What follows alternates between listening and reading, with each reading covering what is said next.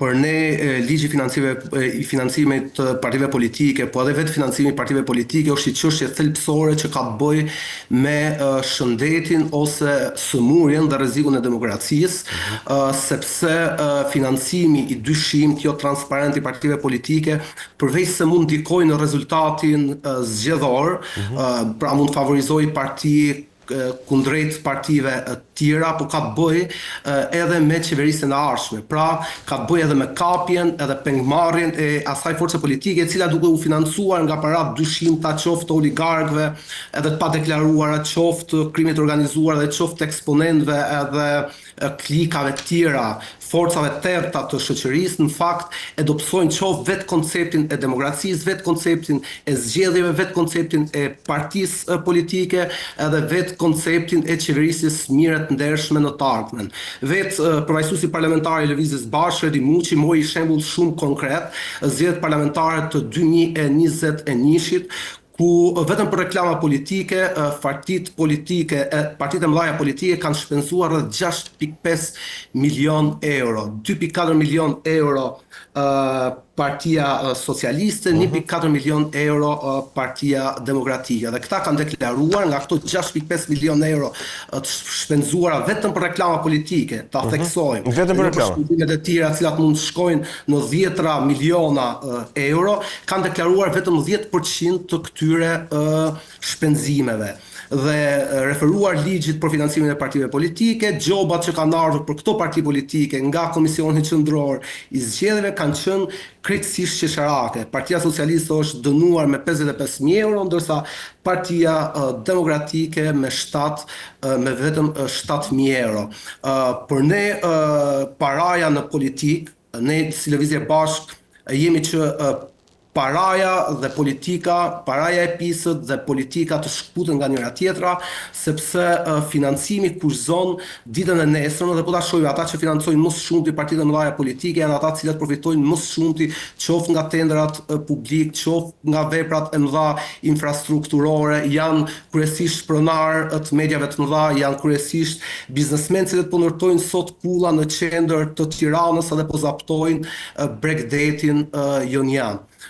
Pra për ne, se ka dhe shumë njerëz cinik që thonë se ku është problemi që shpenzohen kaq shumë para në politik, edhe ju duhet gjeni para, kaq shumë para që t'i shpenzoni edhe ju, po në fakt politika është një aktivitet i cili nuk është si biznesi, si sipërmarrja, në cilin ti investon para edhe në fund fare përmes punës, përmes inovacionit, përmes prodhimtarisë i kthen mbrapsht ata.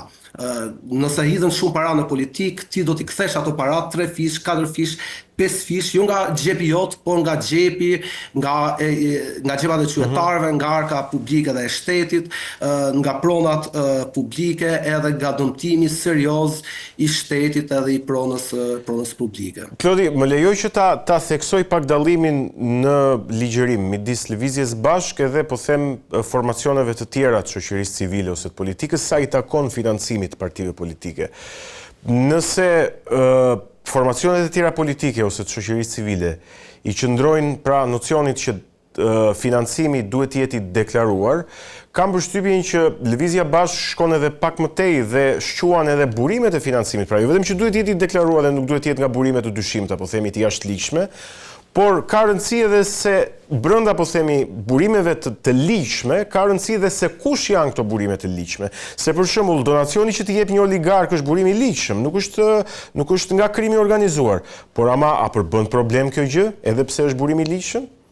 Sigurisht që bën problem sepse ne kemi pasur sa lidhje të shkurtra ka midis financimit, midis oligarkëve edhe pushtetit. Për shembull, filozofia jon politike si Lëvizja Bashkë është që të mbledhim sa më shumë para tek sa më shumë njerëz, po nga pak kontribute. Problemi është se partijet politike sot nuk funksionojnë mos si parti politike. Parti politike parlamentare e zakonshme, demokratike duhet të mbledh kontributet vogla, sa më shumë kontributet vogla tek masa e antarësisë saj. Kjo është logjika demokratike për shumicën e forcave politike sot në Europë edhe në botën normale edhe demokratike. Fakti se ti si parti politike merr shumë shumë para tek pak njerëz, domosdoshmërisht është ligj politik dhe historik që ti duhet t'i kthesh mbrapsht një moment caktuar ato para. Do të thotë që ti ke pranuar përveç parave, ke pranuar edhe influencën, ke pranuar edhe rregullat e lojës që ti përcakton një faktor jo politik siç mund të jenë oligarkët ose biznesmenët e mëdhenj.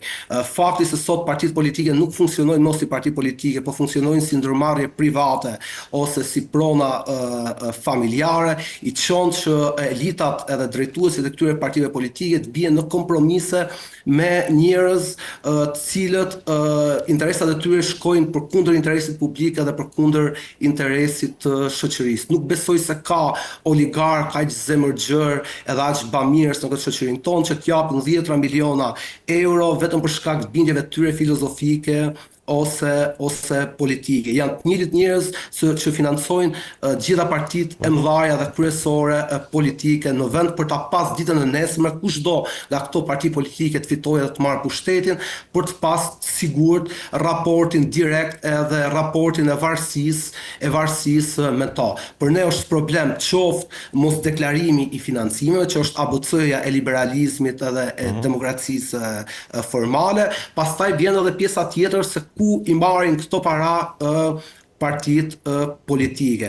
Është shumë qesharake, po gjatë gjithë, po ta shohësh sa herë ka zgjedhje parlamentare në Shqipëri, bie edhe vlera e euros në tregun shqiptar. Para mendoje se sa shumë para dhe sa shumë euro, dollar edhe pound dalin në qarkullim.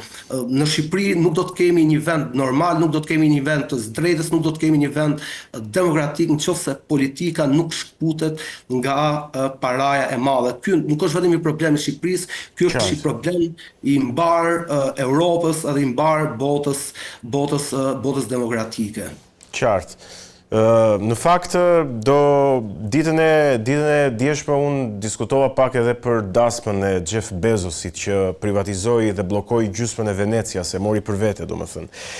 Meqense jemi pikërisht tek paraja e madhe që ka fuqi të diktojë dhe të blej politikën, një rast lidhet edhe me turizmin këtu në Shqipëri dhe është rasti më i diskutuar i ditëve të sotme. Pra praktikisht ditëve që jemi tash të fundit të qershorit. Ivanka Trump bashkë me dhëndrin e presidentit Trump, bashkëshortin e saj, vizituan Vlorën dhe inspektuan Sazanin sa i takon ndërtimit të rezortit 1.4 miliard dollar që të pritet filloj së shpejti, me njëherë sapo çifti, po themi, i fëmijëve presidencial erdhi në Shqipëri, filluan procedurat për vënien përpara të këtij projekti, u themelua dhe kompania e cila do të merret praktikisht me ndërtimin e projektit në Sazan. Një projekt që do të zërë diku rreth 8% të sipërfaqes së Sazanit, rreth 45 hektar në mos gaboj. Tani, pyetja që un kam dhe që besoj ka shumë për të diskutuar, çfarë pasojash do të sjellë ky projekt për Shqipërinë, për mjedisin, për pasurinë e përbashkët, për qytetarët e Vlorës të Shqipërisë, për turizmin po të duash ti. Si e gjykon?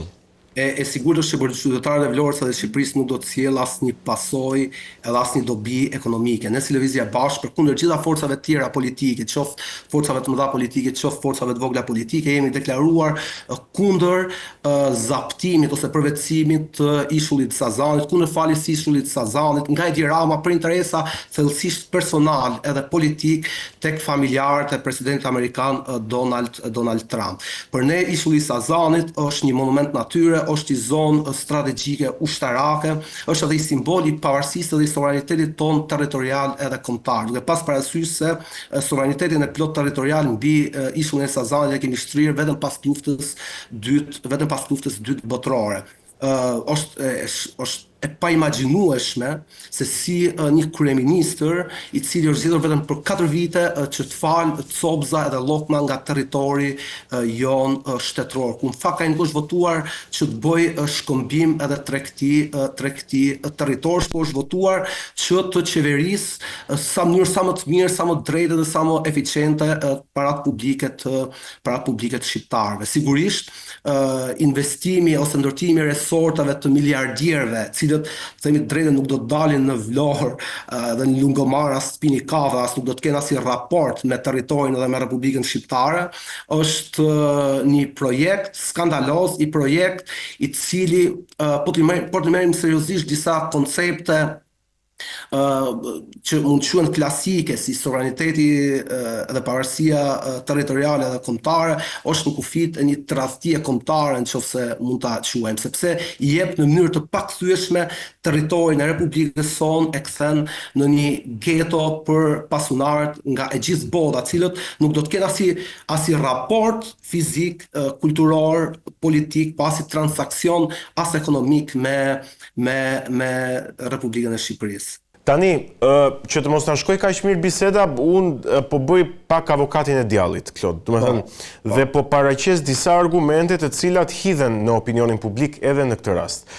Një nga argumentet që unë kam dëgjuar është që presidenti Trump në fakt nuk i jepet diçka që ai mund ta marrë vetë. Si thuash, në këtë rast, ndoshta kryeministri Rama ka qenë ofertuesi i parë, po jo se presidenti Trump po ta doj Sazanin, nuk e merr dot Sazanin dhe pa ja dhënë askush. Pra, mbase ne nuk jemi në pozitin që të negociojmë, se jemi shumë të vegjël. E dyta, nëse do t'i konsiderojmë të gjitha këto që the ti, pra peizazh natyror, zonë ushtarake me rëndësi strategjike dhe me një domethënie dhe simbolik historike, dakord, po i supozojmë të vërteta këto.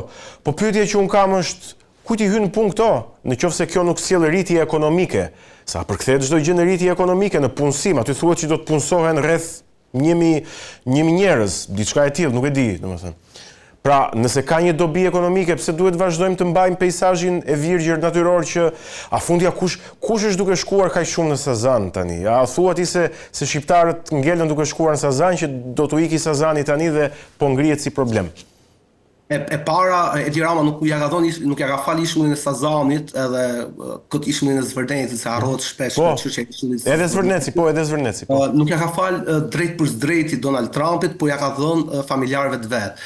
Dhe në tekst është krejtësisht i qartë. Edi Rama dëshiron që të ndërtoj kanale komunikimi politike me presidentin aktual Donald Trump përmes faljes së territorit dhe koncesioneve të dhëna territoriale ndaj njerëzve të tij të afërt. Besoj se nëse Jared Kushneri dhe Ivanka Trump nuk do ishin familjarë të Donald Trumpit, nuk besoj se kryeministri Rama do t'ja u kishte fal atyre ishullin e Sazanit, po do t'ja u kishte fal Ram Gatesit ose Samir Manës ose Shefqet Kastratit ose ndonjë tjetri. Këtu është e dukshme, është ashiqare se ky koncesion po bëhet për interesa afatshkurtër politike, ta ritheksojmë afatshkurtër politike, sepse Donald Trump ja do jetë edhe 2 vjet në krye të Amerikës dhe nuk do të jetë më. Pra Donald Trumpi do të shkojë bashkë me të, do të shkojë edhe ishulli i Sazanit. Nuk është se për shembull ne do të ndërtojmë marrëdhënie të qëndrueshme dhe do të bëhemi partner strategjik i avantazhuar nga Shtetet e Bashkuara të Amerikës duke dhënë këtë koncesionin territorial, pra duke falur ishullin e Sazanit. Është falja e një ishulli, e një cope të territorit tonë në fund ditës për hiç asgjë. Në kuptimin nuk ka si efekt afatgjat politik edhe që ka të bëjë me forcimin e rolit të Shqipërisë në marrëdhëniet ndërkombëtare dhe në skenën ndërkombëtare. Po ekonomik, roli ekonomik? Nuk ka rol ekonomik sepse ata të cilët do të vinë aty pasunarët nuk do të dalin për me ble perime në Muradije ose në këto supermarketet e tjera të Vlorës. Janë njerëz që do të kenë shërbëtorët me vete, do të kenë ushqimin me vete, edhe gjithçka do ta kenë me vete. Në kuptimin do kishte më shumë vlerë ekonomike nëse Sazani do t'i falej një oligarku shqiptar ose ca sipërmarrës të vegjël vlonjat që të hapin aty hotele të vogla, restorante të vogla, lokale të vogla dhe të cilët qarkullim të turistëve edhe të konsumatorëve, sesa dhënia e tyre njerëzve më të pasur të botës, cilët siç e thamë edhe më parë nuk do të kenë asnjë raport me pjesën territoriale dhe brenda toksore të Shqipërisë. E dyta, nuk mund t'i nënshtrohet gjithçka në këtë vend dobisë ekonomike, sepse edhe skllavërimi i njerëzve për shembull krijimi i tregjeve të skleverëve, mund të ketë dobi ekonomike, por liria e njeriut, të drejtat e njeriut, pavarësia e njeriut është e shenjtë. Mund të ketë dobi ekonomike edhe Mali Tomorit, pse të mbetet aty Mali Tomorit? Nuk ka absolutisht asnjë lloj dobie ekonomike, pse mos ta kthejmë në gurore, ti marrim gjithë me mermerin, kruja, çfarë dobie ekonomike ka kruja? Le ta kthejmë edhe krujen në një gurore, edhe furt të madhe gëlqereje, edhe të nxjerrim para prej tyre. Janë disa koncepte, siç është koncepti i Adheut, siç është koncepti i sovranitetit territorial, që janë të shenjta edhe janë domosdoshme dhe etike për ekzistencën e një shteti. Domethënë,